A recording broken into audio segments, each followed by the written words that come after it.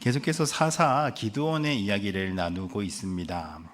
하나님께서는 미디안에게 고통받고 있던 이스라엘을 구원할 만한 큰 용사로 기드온을 부르셨습니다. 그런데 우리가 지난 시간 살펴봤던 바에 의하면은 기드온은 큰 용사라고 하기에는 사실은 너무나 평범하고 그리고 겁이 많은 사람 같았습니다.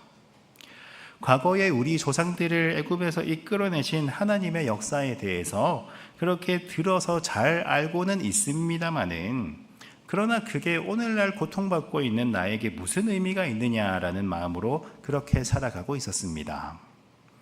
그때까지 기드온에게 하나님이라는 분은 그냥 옛날 옛적 어느 한때 그 이야기에 나오는 우리 조상들의 이야기 속의 등장인물 정도에 머물러 있었습니다.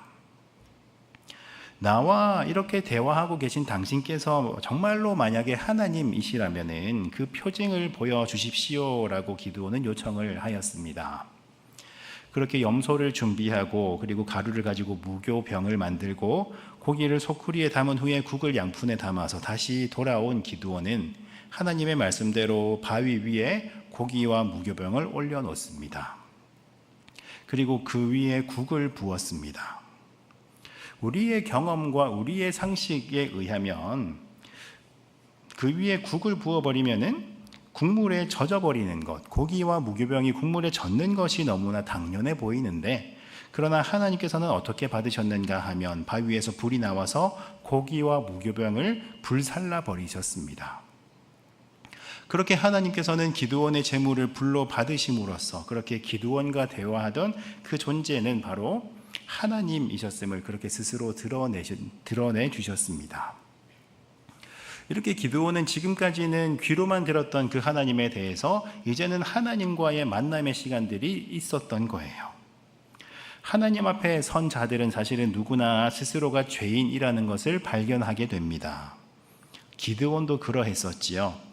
하나님 앞에 서 있었던 자신을 보면서 이제 하나님이 우리에게 오셨기에 우리는 당장의 구원을 받을 수 있겠구나, 이렇게 기뻐했던 것이 아니라 나는 죄인인데 나는 죄인이면서도 하나님을 대면하여 보았기에 이제 나는 죽게 되었노라 하면서 슬퍼했던 장면이 기록되어 있었습니다. 그러나 여호와 하나님께서 말씀하시기를 안심하라, 두려워하지 말라, 죽지 아니하리라 말씀을 하시면서 기드온을 안심시켜 주셨습니다. 그렇게 기드온은 그곳 가운데에서 하나님을 위해서 제단을 쌓고 그 이름을 여호와 살롬, 즉 하나님은 평강이시다라는 이름으로 그곳을 불렀다라고 우리는 지난 시간 마지막으로 살펴본 바가 있었습니다. 그리고 오늘 우리는 그 구절을 다시 한번 읽으며 여호와 살롬이라고 불렀던 그 이름을 다시 한번 기억해 보았습니다. 하나님은 평강이셨던 거예요. 하나님과 너무나 멀리 떨어져서 죄에 빠져 있었던 죄인이었던 자신을 평강으로 이끄시는 하나님, 그리고 고통받고 있는 이스라엘을 다시 한번 평강으로 이끌어 주실 하나님을 향한 기대와 소망이 담겨 있는 신앙의 고백이라고도 볼 수가 있겠습니다. 하나님께서는 이제 본격적으로 기드온을 큰 용사로 빚어 나가고 계십니다. 그렇게 기드온에게 첫 번째로 미션이 주어지고 있는데요. 그 내용이 무엇인가 하면 내 아버지에게 있는 수소, 곧 7년 된 둘째 수소를 끌어오고 내 아버지에게 있는 바알의 제단을 헐며 그 곁에 아세라상을 찍고 또 이 산성 꼭대기에 내 하나님 여호와를 위하여 규례대로 한 제단을 쌓고 그 둘째 수소를 잡아 내가 찍은 아세라 나무로 번제를 드릴지니라 라고 하나님께서는 말씀을 해주셨습니다. 이제 첫 번째 임무였는데, 조금까지 겁쟁이였던 기드온에게 주어져 있는 첫 번째 임무였는데, 조금 쉬운 미션부터 하나씩 주시는 것이 아니라 사실은 첫 번째 임무부터가 만만치가 않습니다. 가장 먼저 해야 할 일이 무엇인가 하면 일단은 아버지에게 있는 수소를 끌어오라 말씀을 하고 계십니다. 아무 소나 가서 만만해 보이는 소 몰래 한 마리 끌고 오라는 것이 아니라 명확히 말씀을 하고 계셨지요. 7년 된 둘째 수소, 그 녀석을 끌어서 가야만 합니다. 고대 사회에서는 사실은 고대 사회뿐만이 아니라 근현대 시절까지도 소는 굉장히 중요한 재산의 목록이었습니다. 근현대까지도 사실은 소라고 하는 것은 거의 전 재산에 맞먹는 큰 비중을 차지한다 하여도 절대로 과언이 아니었을 정도로 굉장히 소가 가지는 비중은 막대한 것이었습니다. 농사를 지을 때는 땅을 갈아주기도 하고 그렇게 무거운 짐을 우직하게 한 걸음씩 한 걸음씩 옮겨주기도 하고, 그리고 소를 잡아서 고기를 만들면은 온 마을이 함께 잔치를 벌일 수 있을 정도로 그 양이 풍족하게 많았었고, 그리고 고기를 다 먹고 나서는 뼈를 고아서 그 뼈를 고우더라도 그 국물이 많이 나오는 여러모로 유익한 동물이 바로 소였지 않습니까? 그런데 아버지의 수소, 정확하게 7년 된 둘째 수소, 그 소를 끌어서 오라라고 하나님께서는 말씀을 하고 계십니다. 여러분들 같으면은 아버지 댁에 가서 몰래 그 소를 한 마리 끌고 올 만한 용기가 있으십니까? 소를 끌어서 오고, 그리고 아버지의 집에 있는 바알의 제단을 헐어버리고, 그리고 그 곁에 있는 아세라상을 찍어버리라 하고 말씀을 하고 계십니다. 우리는 사실은 이 구절을 보고 그냥 가볍게 지나칠 수도 있겠습니다만은, 그런데 조금 자세히 살펴보면 이 구절은 굉장히 충격적인 구절이라고 할 수가 있습니다. 이 기드온이 어떤 사람인가 하면, 기드온은 이방인이 아니라 이스라엘 사람이었지 않습니까? 그 아버지도 당연히 이스라엘 민족이었던 거예요. 모태신앙 가정이었고, 그리고 그냥 대대로 신앙생활을 하고 있는 가정이었고, 3대째, 4대째, 5대째, 6대째 믿는 이 정도 믿음의 가정이 아니라 사실은 아브라함으로부터 내려져 오는, 아니요, 어쩌면 사실은 아브라함이 아니라 아담과, 그리고 사실 그 위로는 하나님까지로 이어지는 그런 깊은 신앙의 가정이어야만 하지 않겠습니까? 그런데 그 집에 바알과 아세라 제단이 있었다는 겁니다. 말도 안 되는 일이 버젓이 일어나고 있었습니다. 이에 대해서 사사시대를 관통하면서 그 시대의 영적으로 엉망이었던 이스라엘의 모습을 대변하는 구절이 있는데요, 사사기의 가장 마지막 구절이기도 한 사사기 21장 25절 말씀을 함께 읽어보겠습니다. 함께 읽습니다. 그때에 이스라엘의 왕이 없으므로 사람이 각기 자기의 소견에 옳은 대로 행하였더라. 아멘. 그때에 이스라엘에는 왕이 없었다는 겁니다. 그래서 누군가 이끌어주는 존재가 없이 각자 자기의 소견에 옳은 대로 행하였노라, 성경은 기록하고 있습니다. 이렇게 하면 되지 않을까? 이렇게 하면 되겠지? 저렇게 하면 되겠지? 어떤 삶의 정확한 규정이나 아니면은 하나님의 말씀이 아니라 나의 판단에 그것을 맡겨버리는 겁니다. 왕이 없었노라고 그 시대를 소개하고 있습니다만은 사실은 이스라엘의 왕은 늘 하나님이셨지요. 이스라엘 가운데는 단 한순간도 왕이 없었던 시간이 없었습니다. 왕이 세워졌던 왕정 시대에도 사실은 그 인간으로 세워진 왕이 아니라 이스라엘의 온전한 왕은 오직 하나님이셨고, 나라를 빼앗기고 나라가 멸망당하여서 포로와 식민지 생활을 할 때에도, 그때에도 여전히 동일하게 하나님께서 왕이셨습니다. 그리고 사실은 지금까지도 동일합니다. 지금까지도, 그리고 주님 다시 오시는 그 영원이라는 순간까지도 오직 하나님께서 왕이 되시는 거예요. 그러나 성경은 그때를 이야기하기를, 그때의 이스라엘에 왕이 없었다라고 그 어두운 시대를 이렇게 평가하고 있습니다. 하나님이 있었지만 하나님을 왕이라고 인정하지 아니하고, 하나님을 잊어버리고 말씀대로 살지 않고, 그저 좋아 보이는 거라면 무조건 가져다 두고 섬기고 보았던 시대였노라, 그렇게 성경은 이야기하고 있습니다. 그래서 깊은 신앙의 가문으로 신앙의 본이 되어야 하는 집이었음에도 불구하고 그 집 가운데에는 바알과 아세라의 제단이 있었던 것이겠지요. 언젠가 바알에 대해서 소개를 해드렸던 기억이 나는데요, 고대의 근동지역 사람들은 바알을 비를 관장하는 신이라고 생각을 해왔었습니다. 사실은 바알이 무슨 비를 관장하는 존재이겠습니까? 비를 관장하고, 그리고 비뿐만이 아니라 모든 자연과 온 우주를 다스리시고 운행하시는 분은 오직 하나님이시지요. 그런데 그렇게 하나님을 인정하지 아니하고 여러 가지 바알에 관한 신화를 만들어내면서 바알이 비를 주관한다라는 바알 신앙이 고대 근동 지역 가운데에는 존재하고 있었습니다. 원래는 비의 신이라고만 생각이 되었었는데 점점 바알의 영향이 커져가는 거예요. 농사를 짓기 위해서는 반드시 비가 와야 했기 때문에 이 바알의 영향은 점점 커져가는데요.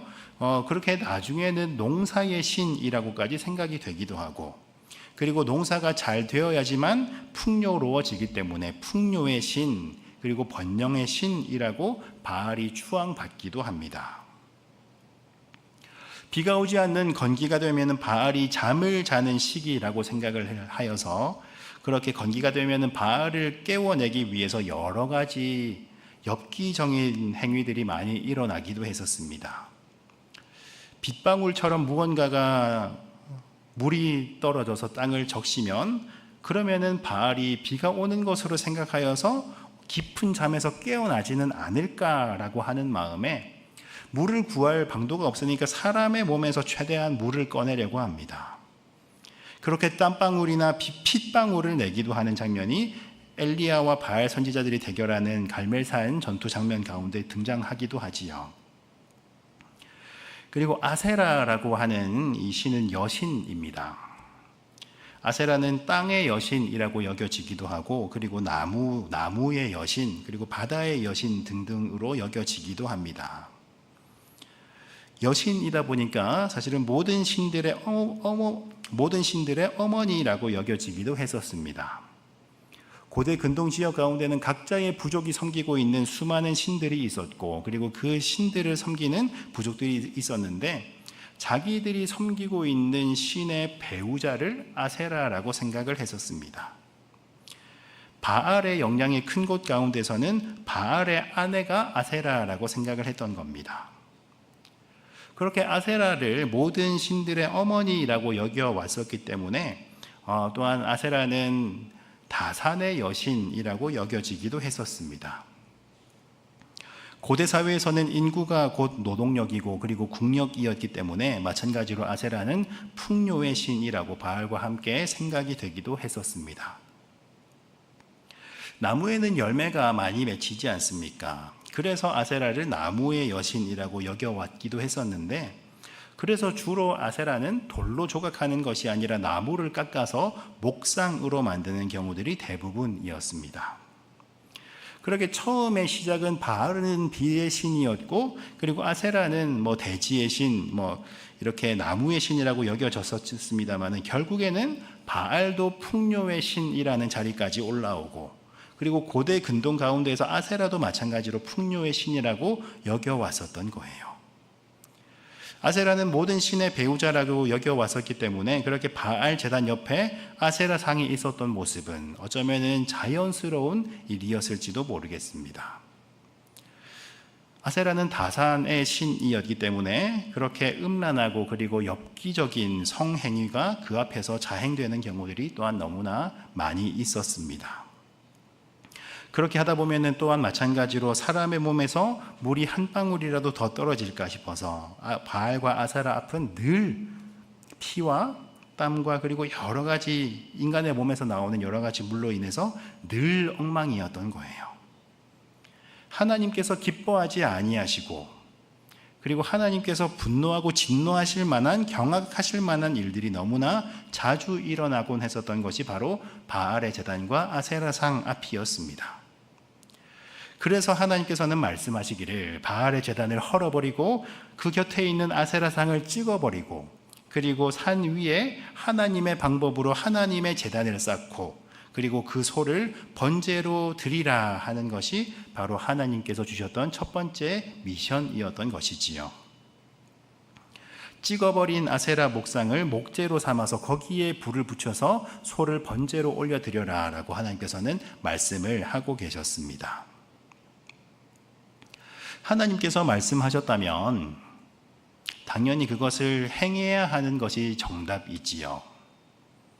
담대하게 하나님의 말씀대로 행하는 것이 그것이 정답입니다마는, 사실은 여기에 기록된 그 많은 것들을 당장에 담대하게 할 수 있는 분이 우리들 가운데에 사실은 몇 분이나 계시겠습니까? 이 중에서 가장 쉬워 보이는 것이 어쩌면 아버지의 집에서 소를 끌어오는 것일 수도 있는데, 아버지 몰래 집안에 있는 소를 몰래 끌어오는 것부터 사실은 겁나는 일이지 않겠습니까? 그런데 7년 동안이나 미디안의 약탈을 받으면서 깊은 궁핍과 오랜 빈곤에 시달리고 있던 이스라엘 사람들이었는데, 그렇게 사실은 하나님에 대해서 제대로 배우지 못하여서 어려울수록, 힘들수록, 가난하고 궁핍할수록 풍요의 신이라고 하는 바알과 아세라를 더욱더 간절하게 붙들면서 살아가고 있는 마을 사람들의 처지를 뻔히 알았을 텐데, 그런데 담대하게 그것들을 부수고 목상을 찍어버릴 수 있는 사람이 사실은 얼마나 되겠습니까? 그런데 기드온은 하나님의 말씀대로 그대로 행하였던 것이지요. 물론 당연히 아직까지는 너무나 겁이 납니다. 그래서 종 10사람을 데리고 여호와께서 말씀대로 행하는데, 여호와께서 그에게 말씀하신 대로 행하되, 그런데 그 뒤에 구절이 눈에 띄지요. 그 아버지의 가문과 그 성읍 사람들을 두려워함으로 이 일을 감히 낮에 행하지 못하고 밤에 행하니라 라고 성경은 기록하고 있습니다. 소를 몰래 끌고 가더라도 그것만으로도 아버지에게 맞아 죽을 판인데, 그런데 바알과 아세라를 찍어버리고 산에 올라가서 제단을 쌓고 그리고 그 아까운 소를 번제로 드린다니요. 안 그래도 궁핍한 시대인데 그렇게 했다면 상상만 해도 맞아 죽을 것만 같습니다. 우리의 친척들이나 동네 사람들한테 정말로 맞아서 죽을 만한 일인 거예요. 그래서 감히 그 일을 낮에는 행하지 못하고 밤에 행하고 있습니다. 그러나 우리 이 모습을 보면 조금 전까지 겁이 나서 포도주 틀에서 몸을 쭈그리면서 타작하고 있었던 기드온의 모습에 비해서는 얼마나 많이 용감해진 기드온의 모습을 발견을 해볼 수가 있겠습니까? 하나님께서는 정말 큰 용사로 점점 빚어가고 계셨던 거예요. 우리는 이 장면을 책으로 읽을 때는, 기드온이라고 하는 남의 이야기라고 우리는 이 장면을 읽을 때는 실제로는 실감나지 않을 수도 있습니다. 그런데 이 이야기가 사실은 나의 이야기라고 생각을 한다면 정말 무섭고 끔찍하고 아찔한 장면일 수가 있는 거예요. 그 다음날 해가 뜨고 아침이 밝으니까 그동안 밤에 잠이나 잤겠습니까? 어쩌면 정말 하나님께서 기적같이 이 사건을 덮어주시지는 않았을까? 이런 오만 생각들이 다 들지 않았겠습니까? 그런데 그 다음날 해가 뜨고 아침이 밝으니 너무나 예상했던 대로 그대로 동네가 난리가 나 있었습니다. 바알의 제단은 파괴가 되어 있었고 아세라 목상은 지켜버렸고, 그리고 산 위에는 새로 쌓은 처음 보는 제단이 있고, 그리고 그 단 위에 아버지의 집에 있던 둘째 수소가 번제로 드려져 있었던 거예요. 정말 말 그대로 난리가 났습니다. 이 아까운 소를 나누어 먹지도 못하게 다 태워버렸던 거예요. 번제는 불에 굽는 것이 아닙니다. 다 태워서 올려보내는 게, 하나님께 올려드리는 게 그것이 바로 번제입니다. 풍요를 준다고 하는 믿거나 말거나 한 심정으로 세워두었을 그 바알과 아세라까지 다 망가져 버렸습니다. 사람들이 모여가지고 수군수군거리면서 범인을 찾기 시작합니다. 이거 누가 그랬노? 이거 누가 그랬을까? 그렇게 막 많이들 동네를 수소문한 끝에 용의자가 확정이 되지요. 아무도 모를 줄 알았는데, 정말 밤에 행하기에 아무도 몰랐으면 좋았겠는데, 그런데 결국에는 요아스의 아들 기드온이 이를 행하였도다. 누군가가 외쳐버렸습니다. 너무나 예상했던 그대로의 결과였지요. 예상했던 결과였고, 너무나 두려운 결과였고, 그리고 계속해서 예상했던 일들이 일어나고 있습니다.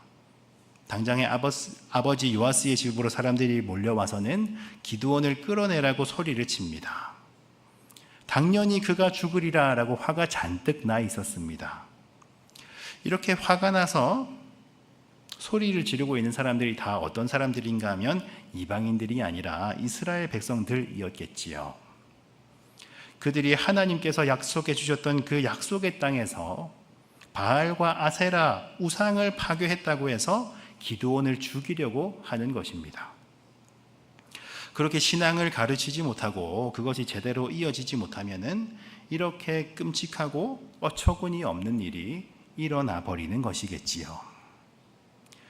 그때의 아버지인 요아스가 나타나서 중재합니다. 아니, 바알이 신이라고 하면서 신이라고 하는 그 바알의 제단을 내 아들이 파괴했다면, 그래서 그 일로 신이라고 하는 바알이 분노했다면 그러면 바알이 알아서 할 일이지 왜 너희가 바알을 위하여서 다투고 있느냐, 너희가 바알을 구원할 수 있겠느냐, 이렇게 마을 사람들을 제압합니다. 내 아들이 정말로 잘못한 것이라면, 내 아들이 정말로 바알에게 죄를 지어서 바알이 내 아들을 해코지 한다면 알아서 바알에게 저주를 받을 테니까 심판의 영역은 너희들의 영역이 아니다라는 것이겠지요. 그렇게 하루 만에 너무나 많은 진전이 있었습니다. 기드온은 갑자기 유명 인사가 되어버렸습니다. 그 지역에 있던 바알과 아세라는 찍혀버리고 그렇게 하나님을 향한 제단이 새롭게 세워졌습니다. 하루 만에 정말 많은 일들이 일어났습니다. 그리고 겁쟁이에 불과했던 기드온에게 멋있는 별명이 새로 생겼습니다. 그 별명이 무엇인가 하면 여룻바알, 바알이 그와 더불어 다툴 것이다 라는 뜻이었습니다. 바알이 그와 더불어 다툴 것이다. 처음에는 저주가 섞인 뜻이었을 겁니다. 그렇게 바알이 그와 더불어서 다투다가 결국에는 저 아이가 바알에게 죽겠구나.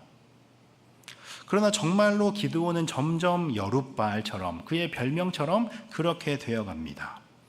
바알과 대적하여서 싸우는 사람, 바알을 능히 대적할 수 있는 사람이 되어갑니다. 그렇게 그 지역을 장악하고 있던 우상들을 파괴하고 그곳 가운데 하나님의 영광을 위해서 하나님의 제단을 쌓은 자라는 여룻바알이라는 별명에 걸맞게, 그리고 큰 용사라는 그 부르심에 걸맞게 하나님께서는 그를 계속해서 빚어가고 계십니다. 우리는 이 본문을 통해서 오늘날을 살아가는 우리들의 모습을 한번 들여다볼 수 있기를 바랍니다. 우리들은 당연히 하나님을 믿는 분들이시지요. 우리들 가운데는 아마도 우상을 만들어서 거기에 숭배를 하고 거기에 절하는 분들은 아마 계시지 않으시리라라고 생각이 됩니다. 그런데 바알과 아세라가 상징하는 바가 곧 풍요였지 않습니까?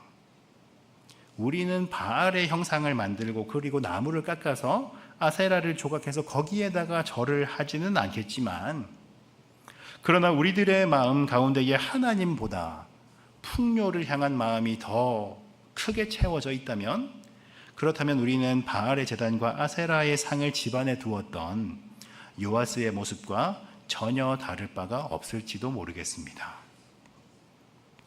꼭 풍요와 번영은 아니라 할지라도 하나님의 그 복음 이외에 우리가 더 추구하고 있는 가치가 있다거나, 나를 돌보시는 그 하나님의 손길보다 더 안심하거나 더 마음에 두고 있는 무엇인가 가치가 있다면 그것이 사실은 곧 우리의 우상입니다.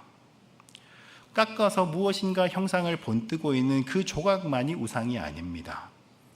내 마음속에서 하나님보다 더 의지하고 하나님보다 더 안심하고 하나님보다 더 자주 접하면서 그렇게 하나님보다 더 자주 생각하고 있는 무엇인가가 있다면 그것이 사실은 우리의 우상입니다. 우리는 어떻게 하면 하나님을 더 기쁘시게 해드릴 수 있을까? 이것을 고민하는 것이 아니라 어떻게 하면 돈을 더 벌 수 있을까? 어떻게 하면 우리의 집값을 더 올릴 수 있을까? 어떻게 하면 우리 자녀가 더 좋은 대학에 가고 더 좋은 직장을 가질 수 있을까? 이것을 고민하는 시간들이 더 많다면 정말로 우리들의 신앙을 새롭게 점검해 볼 필요가 있다는 것입니다. 사실은 위에 언급했던 많은 제목들 가운데에서 우리가 그렇게 기도하고 있는 기도의 제목들이 얼마나 많이들 있으십니까? 그런데 사실은 위에 언급해드렸던 그런 제목들은 이 땅에 복음이 전해지기 전에도 부모님들께서 새벽부터 일찍이 일어나서 기도했던 제목들이지 않았습니까? 깨끗한 정화수를 떠놓고 천지신명께 빌었던 내용들과 동일하지 않습니까? 그렇게 기도하는 대상은 하나님으로 바뀌었습니다마는 같은 내용을 우리가 빌고 있다면 우리는 그 기도와 그 신앙이 사실은 올바르고 건강한 것인가? 우리들은 정말로 객관적이고 냉정하게 나의 모습을 들여다볼 수 있어야만 하겠습니다. 기드온의 아버지 요아스가 과연 바알 제단을 집에 두었다고 해서 그가 하나님을 전혀 모르는 사람이었을까요? 그가 아세라 목상을 깎아서 집에 두었다고 해서 그가 하나님을 모르던 이방인이었습니까? 그는 바알과 아세라를 집안에 두고 하나님을 향한 제사는 전혀 올리지 않은 사람이었을까요? 사실은 그렇지가 않습니다. 하나님도 섬기고 그리고 우상도 함께 섬기는 사람이었습니다. 그렇다면 하나님도 섬기고 우상도 함께 섬기고 있다면 하나님은 우리의 그러한 모습을 반 정도 기뻐하실까요? 절대로 그렇지가 않습니다. 하나님도 섬기고 우상도 함께 섬기는 모습이 우리 안에 있다면 그것은 하나님께서 절반 정도 기뻐하시는 일이 절대로 아닙니다. 미디안에서 구원하시기 전에 그렇게 먼저 집에 있는 우상들을 다 찍어버리고 그리고 하나님께 올려드릴 제단을 쌓고 번제를 먼저 올려드리라 라고 말씀하셨던 하나님이셨지 않습니까? 하나님께서는 다른 존재와 하나님을 더불어서 섬기는 것을 절대로 원치 않고 그것을 절반의 순종이라고 말씀하지 않으십니다. 그것은 곧 불순종이라는 것이지요.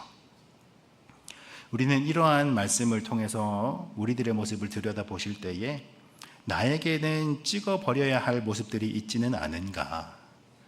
지금까지는 사실은 내가 신앙인 줄 알고 그렇게 고이 붙들고 있었습니다마는 사실은 신앙이 아니었던 우상과도 같은 것이 나에게도 있지는 않았는가? 우리가 철저하게 돌아볼 수 있어야만 하겠습니다. 그렇게 돌아보시고 찍어내야 하는 것들이 우리의 삶 가운데에서 발견되었다면 과감하게 찍어버리는 결단이 우리들에게 동일하게 있기를 바라고 소망합니다. 바알과 싸우는 자, 이것이 그냥 책 속에 등장하는 기드온의 이야기가 아니라 우상을 끊어내고 그리고 계속해서 끊임없이 사탄과 싸워 나가야만 하는 치열한 영적 전투를 싸워내야만 하는 우리의 모습일 줄로 믿습니다. 우리의 삶 가운데서도 이러한 전쟁이 끊이지 말아야 하는 거예요. 하나님께서 끊어내야 할 것들을 올바로 깨닫게 하시며 그리고 그 많은 우상들과 그 많은 헛된 것들을 끊어버리는 전쟁 가운데 하나님께서 우리를 승리로 이끌어 주실 것입니다. 그렇게 하나님과 더불어서 세상의 헛된 가치들을 다 찍어버리고 오직 복음으로 오직 말씀으로 승리하시는 우리 모두가 될 수 있기를 바랍니다. 바알과 싸우는 자, 우상과 싸우는 자, 사탄과 싸우는 자, 우리 모두가 그러한 모습으로 살아갈 수 있는 우리 모든 개봉중앙교회 성도님들이 다 될 수 있기를 바랍니다. 기도하겠습니다.